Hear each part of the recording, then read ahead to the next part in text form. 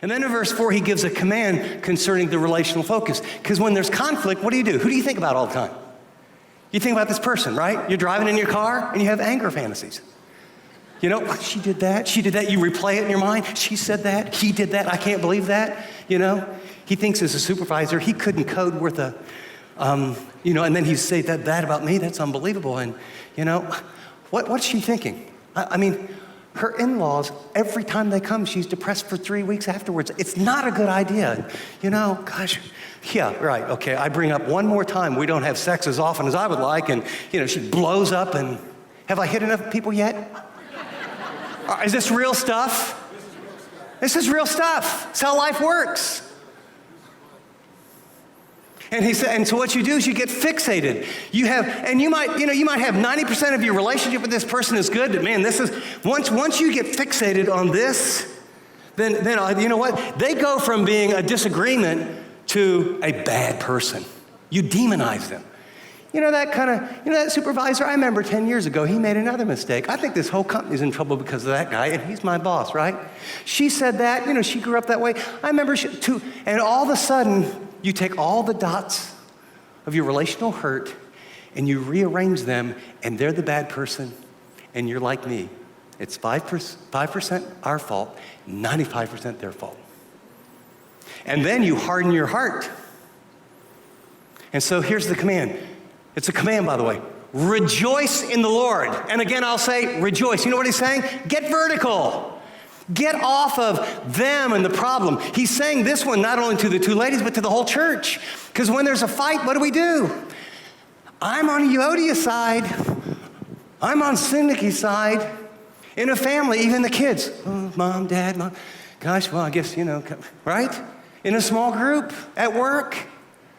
Because the one thing we don't do is we often don't obey Scripture, and we have a problem with the person. What we do is we find 2 or 3 people that usually agree with us, and just go to a coffee shop sometime and act like you have earphones on. And just listen to everybody. Just listen to everybody. It's really fun, to tell you the truth. And 80% of the conversations, well, I don't know what he's thinking, you know, he plays golf 3 times a week, and he expects me to take care of the kids, and blah, blah, blah. And, well, my roommate, you know what, the refrigerator, this is my side, and this is her side, and I paid for everything, and this is what she did. And, my supervisor, I think he's on drugs, and I think, yeah, right? You go to people are talking about someone else.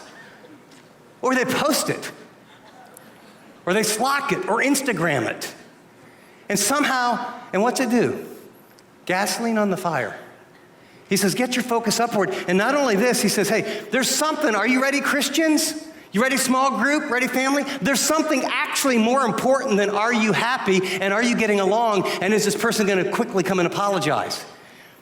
He says, you have a personal responsibility. Let your gentleness be evident to all. The Lord is near. The Lord is near could mean, he's available. But in the context, the Lord is near. The Lord is near as he's coming back. That's what he just talked about. Life is short. You're going to be judged. I'm going to be judged. So he says, let your gentleness. We don't have a single English word to translate this. He's basically saying, okay, get your focus upward in the midst of this conflict, whole church and you two ladies.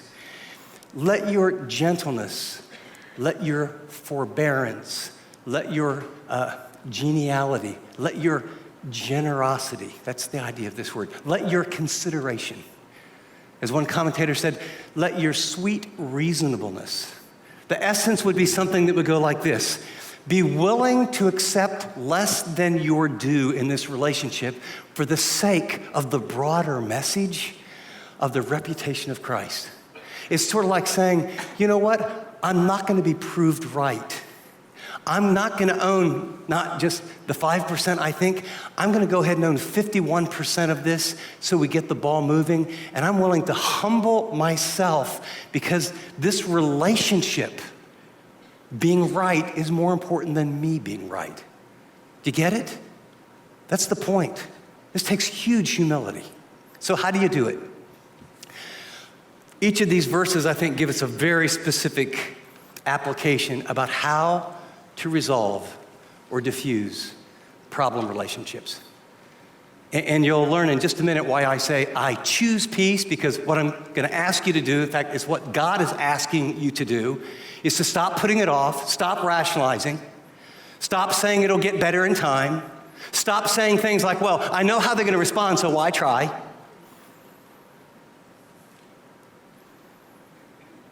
Relationships really matter to God. And if there's someone in your family or someone in the body of Christ especially. And so number one, resolve to stop procrastinating. The word resolve. In other words, I'm going to ask you, as God's representative for this little tiny moment, to make a commitment to address the problem relationship that came to your mind in the next 7 days. Make a commitment. It might be the beginning. It might be, I'm going to talk with someone. It might be, hey, I need to talk with a counselor. It might be, I'm going to schedule an appointment. And these are the kind of the things that go well over text and emails, right? Hey, by the way, 11 years ago we had this problem. Sorry. Text. We do stupid stuff like that. I did something stupid like that even recently. Not quite like that. If you don't deal with it, are you ready? You're under stress. It's impacting your body. A lot of times when we go to the refrigerator or eat or drink too much of something, or some of you that are wrestling with addictions, do you understand the problem is not the alcohol, it's not the drug, it's not the internet? When there is a lack of peace, when there's that unsettled, that soul, you will fill it with something that'll give you a pseudo peace short term, and then it will require a bigger shot of that something to keep that artificial peace for a while until you find yourself looking up in some ditch with tons of pain. We have a command. We want to be Romans 12 Christians. Romans 12:17 says, respect what is right in the sight of all people. As far as it depends on you, be at peace with all men, Christians, non-Christians, workers, supervisors, neighbors. The word respect, literally, it means to consider. And the word is like an accounting term. And it's a thoughtful, pondering, stepping back. It's consider. It's where you get out of they wronged you and they did this and they did that and here's all the reasons they should, and you just pause and have an out-of-body experience. I don't mean this in a New Age way. And you actually look at the situation and you say, from their perspective, how possibly could they see themselves as being right? Oh, their gifts are more this way than mine. They come from this kind of a family. They were wounded in the past like that. And oh, well, gosh, if I was trying to be objective, those 2 points were actually pretty true, but they made me defensive. It's how can you consider, not that you agree, just consider what's right in their eyes. You do understand that people don't wake up like, I want to ruin every relationship and be a jerk. That's my goal. No one does that. When they're being a jerk and ruining the relationship, however they're acting makes sense to them. So what you want to find out is, how could this possibly make sense? Because understanding is the first step toward any kind of restitution or resolution or healing or forgiveness. Second, reevaluate your expectations. Especially those of us that are followers of Jesus, we have this expectation. Christians should never argue. Christians should never have tension in a relationship. Christians should never have a falling out. So if we do, there's got to be a bad person. Can I ask you in this text, is there a bad person? Is there? I mean, they both contended for the faith. They're going to be in heaven. Part of Paul's going, ladies, you're going to have a long time. You might as well start getting along now. But we have this idea that if there's tension and if you share it now, sometimes we don't share it in the best way. But the expectation that everything's going to be sort of Jesus, meek and mild, everything's wonderful. Or to expect that he's a Christian businessman, or she is a Christian mom, and she cut me off in the pickup line for the Christian school. And then I don't think she was pointing where to go with that finger, actually. And she calls herself a Christian. He says he's a Christian leader, and, right, you fill it in. So you're a follower, all of us that happen to be followers of Christ. So you've never done that, right? You've never said things that you would be ashamed of. You've never acted in ways. I'm memorizing a verse right now because God, some of us are sort of, I call rescuers, and some of us are warriors. Rescuers want everything fixed now. We have to make this right. Everything has to be smooth. Warriors are justice warriors. You need to see what the issue is and own your stuff. Can anyone imagine which one I might be? I married a rescuer. We can fix this. Calm, quiet, lovely Teresa. I'm like, that's wrong. Until they admit they're wrong, until they come clean, you know. Here's your expectation. It's never gonna come out the way you have pictured in your mind of them, you know, in your anger fantasies. Oh, I just want you to know that everything I said was wrong. I was a terrible person. I can't believe what I said. You are wonderful and I am terrible. Could we be friends again? I mean, we actually play those things kind of out in our mind. Conflict is real. New Testament. Barnabas and Paul. Paul's a murderer. No one believes he's really come to know Jesus, except one guy, Barnabas. Barnabas says, hey, I'll help you, introduces him to the apostles. He goes off, gets some training from the Lord. Years later, he comes back, and he and Barnabas are part of launching this amazing church in Antioch. We're Gentiles. It's the first Christian church. And in Acts 13, they're all praying, and God says, set apart for me Barnabas and Paul, not Paul and Barnabas. Barnabas is the leader. And his name is the son of encouragement, exhortation gifts, loving, very generous. And he's got this great intellect communicator. And so they go on this missionary journey. And God does amazing, amazing things. So then they're ready to do another one. And they're discipling people. So Paul has found Timothy and says, why don't you go? And Barnabas said, John Mark, he's a good young guy. And they go on the second journey. As they go on the second journey, John Mark flakes out. So it got hard, it got difficult. We don't have details. He quit and went back home. Well, now they're ready for the next round. And Paul says, we need to revisit the churches. And Barnabas says, well, yeah, we'll take John Mark because, he didn't do so well. And here's the Chip Ingram. This is not in the Bible. Don't look for this little part. Here's Barnabas. He's in my discipleship group, and, he has abandonment issues. He struggles with commitments, and, he needs another chance, and he's going to make it. He's really going to make it. He needs to go on this trip. And Paul, driven, choleric, type A, mission from God, no. What do you mean no? I said no. He can't go? No. Why? He flaked. The mission's too important. We can't put it in the hands of someone who's going to flake again. Barnabas says to Paul, by the way, this is all Chip, okay? Don't be looking for Acts 13. But it's the heart of it. I'm Barnabas goes, so who were you? You were a murderer and I helped you out. Where would you be? Hey, that's different. The mission is what counts. Barnabas, Paul, Acts 13, it says they had such a huge schismata. Anybody get an English word out of that? And they split the sheets. And by the way, sometimes we read the Bible, and if you've ever been in a Jewish culture and high-powered people, this was not Barnabas going, Paul, I really think we should take him. And Paul going, well, swell, Barney, but, I just don't really think it's going to work. This went something like this. I mean, they're going nuts. And it was never the same. Part of your expectation is sometimes over non-doctrinal, non-moral issues, when you have different styles, different philosophies, some things happen, and it's never going to be the same. And there's not a bad person. And so that's how you talk about them, not as a bad person. Third, get competent outside help, okay? If you're working on a relationship in your marriage, if you're working on a relationship at work, if you're working on a relationship with a friend, if it's someone in the small group and you just keep rubbing each other the wrong way, and God has put on your heart, I need to do something so that we restore this relationship so there's peace. And every time you try, you just get more frustrated and it gets worse, it means you can't do it. And that's not bad. Get outside help.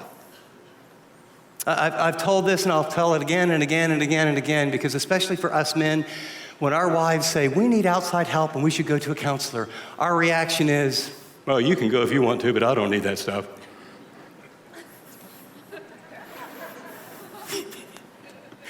All the men are looking down. Because it's true. Don't give me that touchy-feely junk. What we really say is, man, that's an arena that's very, very threatening. And I don't want to look at stuff in my life. And that's where I was. I've been married 9 months. I was in seminary to learn to preach the Word of God. And I can't get along with my wife. I didn't know anything about what it's like to have a blended family. I didn't know anything about what it was like to come from alcoholic homes. I had no idea that everything that we were experiencing was predictable, and there was tools about communication, tools about resolving conflict. And if we could blow through this and make it, we're gonna have this amazing marriage that will come up on 40 years here in about 7 or 8, 9, 10 months. But no, that's it, it's great. Here's what you gotta get though. I'm making $1,000 a month, and the student discount rate is $90 or $95 per session, and I did 12 sessions with my wife. And the only thing that kept me from going, I wouldn't go for a couple weeks, was my arrogant pride that I didn't want to be seen as someone who was a, quote, seminary student who couldn't even get along with his wife. Humility is the channel through which grace flows. 5 years later, we had another little bump. What we realized is we had all kind of issues to work through.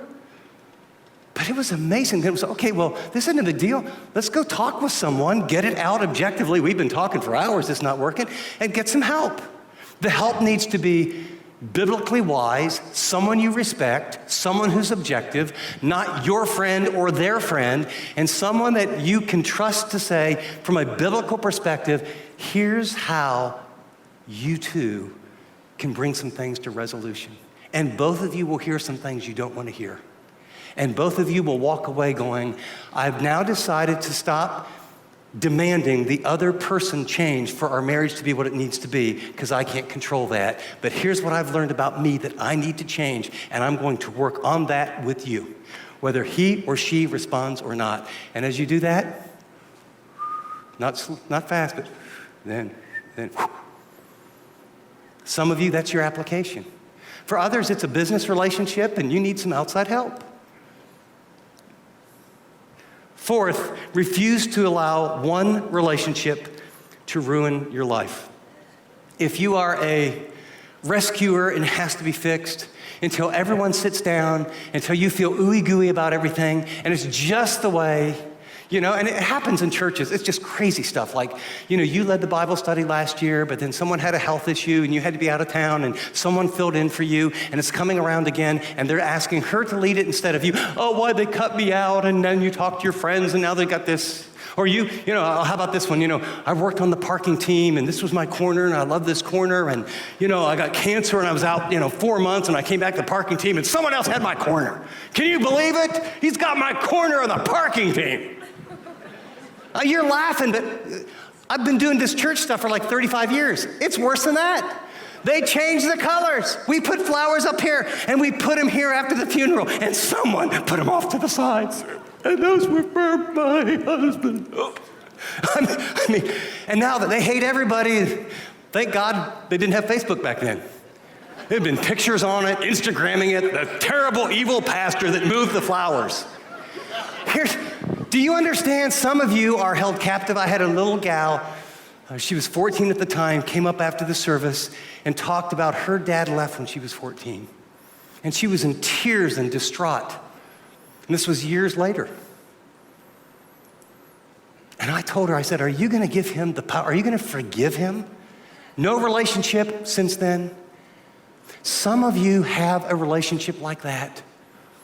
And it's an ex, or it's one of your kids that doesn't call, and you have resentment.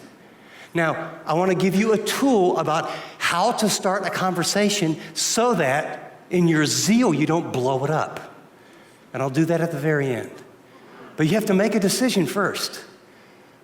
Don't let one relationship, as far as it depends on you, when you take the step, I'm not even telling you they'll respond well. They don't have to respond well. But when you, as far as it depends on you, have done all that you can, you step back, you be at peace with them. And here's the other thing. I've talked to a lot of people in between services. This happens to be a message God apparently really wants our church to hear. I mean, everyone's coming after me going, ooh, man, that was for me today, And I said, well, tell me about it. Because we all have this. But we rarely deal with it. And part of it is we don't know how. And the bigger part is that we have so reframed it in our mind. They're terrible and bad, and it's none of our fault. The worst time I've had in my life was a little over 10 years ago. And I felt like, and I'm certain that part of my perspective was really true, that I went through the biggest betrayal of my whole life. And it was the rawest deal. I mean, I was so angry I couldn't sleep. You talk about the digital alarm, 111, 204, 317. It just like every night like that. When I had drive in the car, I had to put on music or something, or my stomach would grind with, pictures of people and what they said in different meetings, and I was livid. And I had a friend really help me. And we sat down one day, and he was really helping me get through all this and giving me, get vertical, and it was really good. And I mean, I've been a pastor for a lot of years. Like, I wasn't stupid about what I needed to do. It was just hard to do it. And he said, could you do me a favor? Yeah, he said, yeah, this really, there's certainly some raw deals here. Yeah, that's right. Jack, you're right. He said, but I want you to do something for me. Yeah, I want to meet here. I can tell you right where I was sitting. Next week, right here, same time, okay? Yeah. And I want you to pray for 7 days. And I want you to list all the mistakes that God reveals to you that you made in all your time, and all the specific ways that you sinned against the people in question. And you're my friend? He's a godly guy. And I did. I remember coming back and sitting at the same place, getting my Diet Coke, leaning forward, and in tears going, well, and I can see I pushed their buttons. These were such stupid leadership mistakes. And the sin part was hard, but I prayed. God showed me these 7 things. I wrote them down, gave them to him. It's amazing how much we say, oh God, I want justice. But from you, I want mercy. And that was the turning point, because I realized I couldn't ask God to give me mercy for all of this and then give me justice for them, and was able to. Are you ready? For some of you, just let it go. They're never going to see it that way. For some of you others, it's not going to get fixed. There's not a little bow. You're not going to sing Kumbaya. You're not going to go shopping together and have lunch again. But you can agree to disagree, you can forgive, and you can move forward as far as it depends on you. The final point, and I want you to jot this one down, is remember a right response is more important than being right. A right response is more important than being right. Let your gentleness be evident to all. Life is too short. And part of a right response, at least in my experience, is even in apologies. I had a situation recently where conversation got really intense, and then I looked at this guy's face and realized, oh my gosh, man, I just poured cold water on him and his confidence, and went home, went to bed, and one of those where God just wakes you up. This was, and Lord, what am I going to do? That was. And normal, I'm like you, your flesh, you always want to defend yourself. And wow, there was this, and this. And God said, you know what, I'll take care of this, and this. How about this on you? And I just, one of those where, it was just own more than you need to own if necessary. Because what I can tell you is whatever your perspective is, you're like me, you're more guilty and you're more messed up than you think. So if you think it's like 25% your fault, go for 50 or 60. And I remember just realizing the only thing I could do, as far as it depends on me, dear so-and-so, I want to apologize for I want to apologize for saying this, I want to apologize for I want to apologize, actually, I said this. I was obviously defensive because it wasn't even true. And was just able to say, this is such a godly man. And I just needed to repent. And he's so godly, saw him 2 days later, so supportive, so loving. I got it, you're forgiven. Can I tell you, that's normal. If you want to accomplish something with your life, you want a great marriage, there's sparks.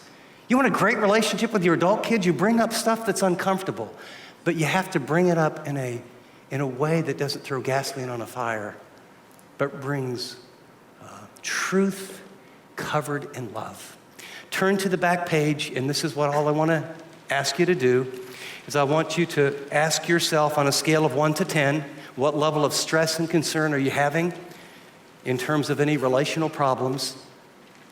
And then zip down to question 4, is there anyone that, as you're sitting here, God is saying, you need to address this? And then the question is, who could help you? And the one tool, it's on the bottom. It's not in our bookstore. Everyone has been asking. It's not a Christian book, but it's called Crucial Conversations, Tools for Talking When Stakes Are High. Written by Patterson, Jenny, McMillan, Schweitzer. I don't know anything about them. All I can tell you, 3 or 4 people told me. Finally, my son said, Dad, you're in ministry and you haven't read this book? No. Well, I read it. And it is the most helpful pathway to love people and put hard things on the table that doesn't threaten.